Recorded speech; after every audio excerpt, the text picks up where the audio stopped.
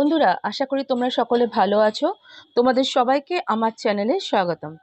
আজ আমি West Bengal board of secondary এডুকেশনের ইতিহাসের অতি গুরুত্বপূর্ণ প্রশ্নগুলো নিয়ে আলোচনা করব। আজ আমি ইতিহাসের প্রথম অধ্যায়ের যে 4 মার্কস এবং 8 মার্কসের যে প্রশ্নগুলো থাকে সেই প্রশ্নগুলো তোমাদের প্রথম ইউনিটে কীরকমভাবে আসবে সেই কতগুলো ইম্পর্ট্যান্ট প্রশ্ন আমি তোমাদের আজকে আলোচনা করব। ঠিক আছে বন্ধুরা, তাহলে তোমরা থাকো আমার সাথে এবং চ্যানেলটিকে একবার সাবস্ক্রাইব করে নাও, যাতে নেক্সট প্রশ্ন উত্তরগুলো নোটিফিকেশনগুলো পেতে পারো। Thank you.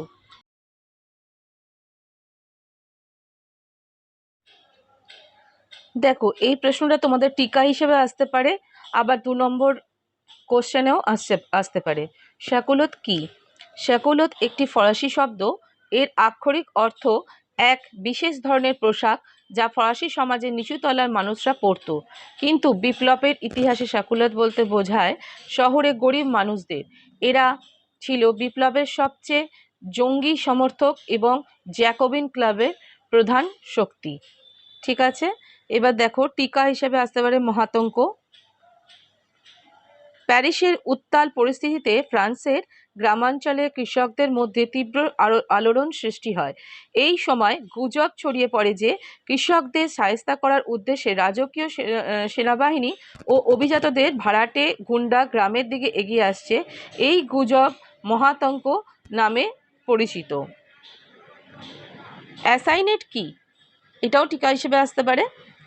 অ্যাসাইনেট হলো 1791 খ্রিস্টাব্দে ফরাসি সংবিধানের সভা কর্তৃক প্রবর্তিত এক ধরনের কাগজের নোট।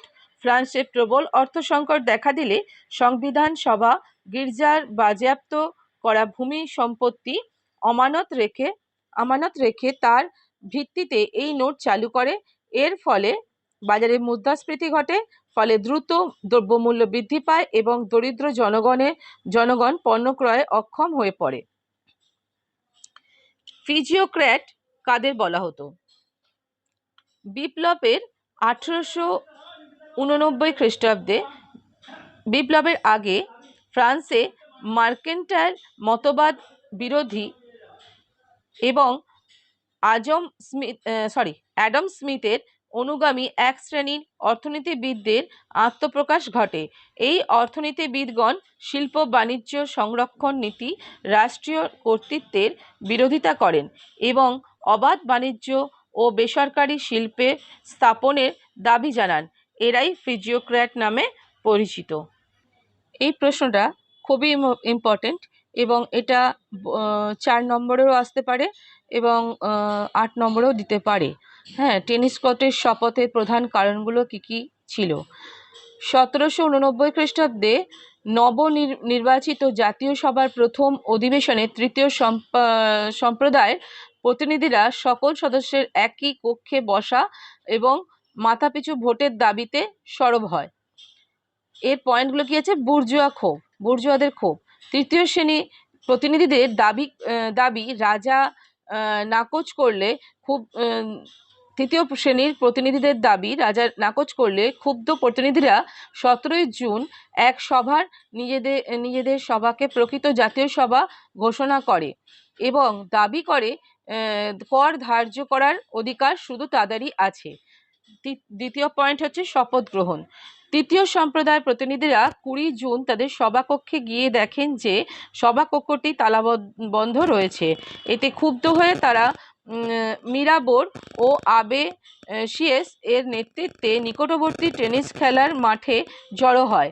সেখানে তারা শপথ গ্রহণ করে যে তারা যতদিন না ফ্রান্সের জন্য একটি নতুন সংবিধান রচনা করতে পারবে ততদিন তারা ঐক্যবদ্ধভাবে কাজ করে যাবে। এই ঘটনাটাই কিন্তু টেনিস কোর্টের শপথ নামে পরিচিত। হ্যাঁ, তাহলে টেনিস কোর্টের শপথ কি, যদি কোশ্চেনটা আসে তোমরা কিন্তু এইটুকু লিখলেই হবে, মানে যদি 2 নম্বর প্রশ্ন আসে। ঠিক আছে, আর যদি বড় প্রশ্ন বা টিকা আসে তখন তোমরা কিন্তু এই পয়েন্টগুলো তোমরা দিও, তাহলে নাম্বারটা ভালো পাবে। নাম্বার বুঝে তোমরা লিখো। নেক্সট হচ্ছে রাজার ভূমিকা। টেনিস কোচের শপথে তৃতীয় সম্প্রদায়ের সমস্ত দাবি অবৈধ বলে রাজা ঘোষণা করে। রাজার হুমকি উপেক্ষা করেও তৃতীয় সম্প্রদায়ের প্রতিনিধিরা সেখানে অবস্থান করতে থাকে। পরিণতি কি হয় না, পরিণতি শেষ পর্যন্ত চাপে পড়ে রাজা তৃতীয় সম্প্রদায়ের দাবি মেনে নেন। এইভাবে বুর্জুয়া বিপ্লবের প্রথম পর্ব সাফল্যের সঙ্গে শেষ হয়। উপসংহার: টেনিস কোচের শপথ ছিল রাজার বিরুদ্ধে সরাসরি বিদ্রোহ সূচনা। শেষ পর্যন্ত 27 জুন ভীত হতাশাগ্রস্ত রাজা তিন সম্প্রদায় একত্রে অধিবেশনে বসার ও ভোটের দাবি মেনে নেন। ঠিক আছে, নেক্সট এরপর একটা বড় কোশ্চেন আলোচনা করছি, ভীষণ ইম্পর্টেন্ট কোশ্চেন। সেটা হচ্ছে ফরাসি বিপ্লবে নারীদের ভূমিকা বা অবদান। ঠিক আছে, ফ্রান্সের নারী সমাজ ফরাসি বিপ্লবে গুরুত্ব অবদান রেখেছিল। এ বিষয়ে বিংশ শতাব্দীর ঐতিহাসিক নানা মন্তব্য করেছিলেন। রাজনৈতিক ও সামাজিক ক্ষেত্রে নারীদের অবদান: বিপ্লবের পূর্বে ফ্রান্সের নারীদের কোনো রাজনৈতিক অধিকার ছিল না। তাদের নিষ্ক্রিয় নাগরিক হিসাবে গণ্য করা হতো। তারা নিজেদের ভালো মন্দ বিচারের জন্য পুরুষদের ওপর নির্ভর হতে বাধ্য ছিল। তবে এই সময় নারীবাদ এর প্রভৃতি অগ্রগতি এই পরিস্থিতি নাটকীয় পরিবর্তন ঘটায়। প্যারিসের সামাজিক ও রাজনৈতিক সংস্কারের অঙ্গ হিসাবে নারীবাদের উদ্ভব হয়েছিল। এরপর নেক্সট পয়েন্ট হচ্ছে সমান অধিকারের জন্য আন্দোলন। বৃহত্তর সামাজিক রাজনৈতিক সংস্কারের পরিপ্রেক্ষিতে প্যারিস সহ অন্যত্র নারীবাদী চেতনার বিকাশ ঘটেছিল। নারীরা পুরুষদের সমান অধিকার দাবি করেছিলেন এবং পুরুষতন্ত্রের অবসানের জন্য আন্দোলন করে। এই আন্দোলনের প্রধান হাতিয়ার ছিল নানা ধরনের প্রচারপত্র, বিভিন্ন নারী সংগঠন এবং সংগঠনের মধ্যে এই নারী সংগঠনের মধ্যে অন্যতম ছিল society of revolutionary Republic women's. এর পরের পয়েন্ট হচ্ছে রাজতন্ত্রের শবযাত্রা।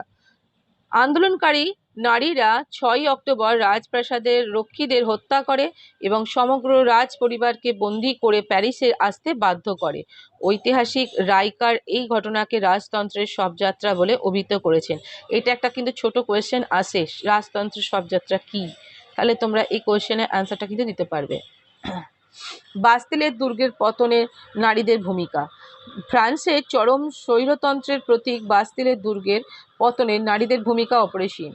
7-8 হাজার মানুষ 1789 খ্রিস্টাব্দের 14 জুলাই কুখ্যাত বাস্তিল দুর্গের রক্ষীদের হত্যা করে দুর্গটি দখল করে এবং বন্দীদের মুক্ত করে। তারপর হচ্ছে খাদ্যাভাবে মিছিলের অংশগ্রহণ। 1789 সালে ফ্রান্সের গ্রামাঞ্চলে খাদ্যাভাব চরম আকার ধারণ করে। খাদ্যের দাবিতে প্যারিসে দাঙ্গা হাঙ্গামা শুরু হলে এই পরিস্থিতিতে খাদ্যের দাবিতে প্রায় 6000 মহিলা 5ই অক্টোবর রুটি চাই স্লোগানে মিছিল করে রাজপ্রাসাদ অভিযান করে। লাফায়েতের নেতৃত্বে জাতীয় রক্ষা বাহিনীর 20,000 সদস্য এই মিছিলে সামিল হন। এটাও একটা ছোট কোশ্চেন আসতে পারে, রুটি চাই বলে একটা টিকাও আসতে পারে। ঠিক আছে, সাম্য ও মৈত্র ও স্বাধীনতা। ফরাসি বিপ্লবে জনগণ বিশেষত নারীরা চেয়েছিলেন সাম্য, মৈত্রী ও স্বাধীনতার আদর্শ। এই বিপ্লবের মধ্যে দিয়ে ফ্রান্সে এক নতুন যুগের সূত্রপাত হয়েছিল। এখানে উল্লেখযোগ্য নেত্রীদের অবদান। ফরাসি বিপ্লবে নারীরা উল্লেখযোগ্য ভূমিকা পালন করে। জিরোন্ডিন ও জ্যাকোবিন উভয় দলের মধ্যে একাধিক বৈপ্লবিক নারী সক্রিয় অবদান রেখেছিলেন। তাদের মধ্যে উল্লেখযোগ্য ছিলেন জিরোন্ডিস্ট নেত্রী ডি আর্জেন্ট। জ্যাকোবিন দলের উল্লেখযোগ্য নেত্রী ছিল মাদাম রোনাল্ড, পাওলিন, লিওন প্রমুখ। মহিলারা নির্ভয়ে দাঙ্গা হাঙ্গামা সক্রিয় আন্দোলনে যোগ দিয়েছিলেন। সরকারি সশস্ত্র বাহিনীও তাদের দমাতে পারেনি। ঠিক আছে বন্ধুরা, আজকে তাহলে এটা তোমরা দেখে নাও, ভালো করে পড়ে নাও পরীক্ষা দেওয়ার আগে। আমি এরপর নেক্সট কোয়েশ্চেনগুলো তোমাদেরকে দিয়ে দেবো। ঠিক আছে ফ্রেন্ডস, তাহলে আজকে এই পর্যন্ত। তোমরা অবশ্যই চ্যানেলটিকে সাবস্ক্রাইব করো, নাহলে তারপরের প্রশ্নগুলো তোমাদের পেতে অসুবিধা হবে।